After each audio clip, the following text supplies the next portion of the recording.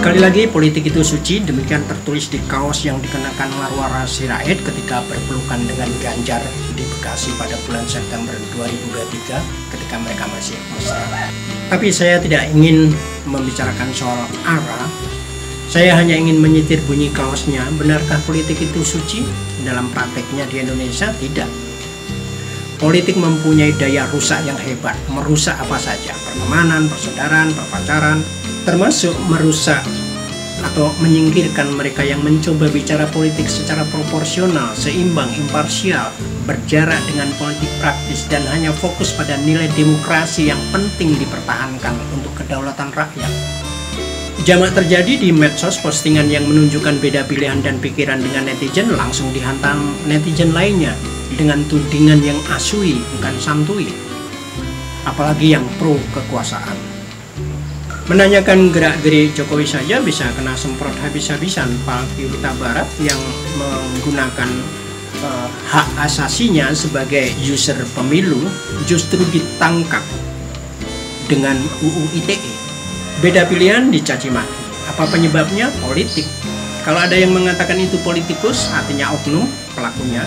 Tapi kenapa mereka memakai politik? Celakanya, dalil yang dipakai adalah dalil kepentingan yang senyampang itu mengabaikan bagaimana proses dan caranya, melanggar aturan, tidak netral, tidak melalui satu proses yang secara etik bisa dibenarkan. Tidak peduli, yang penting menang. Namun, apakah perpecahan itu hanya di kalangan bawah? Netizen berantem dengan netizen? Dan hebatnya, kini rakyat membela pemimpin, bukan sebaliknya. Di semua level konflik itu terjadi. Dalam pilpres kali ini, sekelas PBNU pun yang bukan partai politik juga terjadi kesilang sengkarutan. PBNU mengatakan netral, tetapi benarkah? Dalam sebuah pertemuan internal di Rembang, Gus Yahya pernah berkata, apakah NU mau jadi penonton terus? Katanya tidak. NU pengen ikut bermain pula. Memangnya sejak dari dulu NU tidak pernah bermain politik?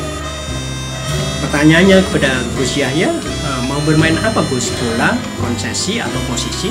Itu sekelas PBNU. Bagaimana pula dengan sekelas Muhammadiyah, sekelas para kiai keturunan Wali Songo, sekelas PDHI, PGRI, TNI, Polri, PWI, AJ, atau Trah Hamengkubuwono, Trah Pakubuwono, Trah Mangkunegaran, Trah Paku Alaman, keturunan Sultan Delhi, relasi Sultan Rich, dan seterusnya dan sebagainya. Berbagai ormas yang bukan partai politik juga berintrik politik. Padahal kita menganut sistem one man one vote, bukan sistem noken seperti di beberapa wilayah Papua. Saya tidak menuntut presiden yang kebetulan namanya Jokowi, mana berani. Karena negara bermutu ya lebih sangat tergantung daya nalar rakyatnya, meskipun dalil yang lebih dipercaya adalah dalil Hitler yang mengatakan penguasa akan lebih suka kalau rakyatnya tidak pintar. Lah apa dalilnya ketika mereka yang merasa punya otoritas ketika mengharuskan jemaah atau anggotanya harus mendukung paslon tertentu? Di situ daya rusak politik yang oleh politikus dikatakan suci. Padahal praktiknya tidak. Dikatakan netral, padahal praktiknya tidak. Netral sudah bubar. Netral sudah bubar, sudah ganti nama NTRL. Coba tanyakan pada Bagus Danar, pimpinan grup musik rock cadas Indonesia itu.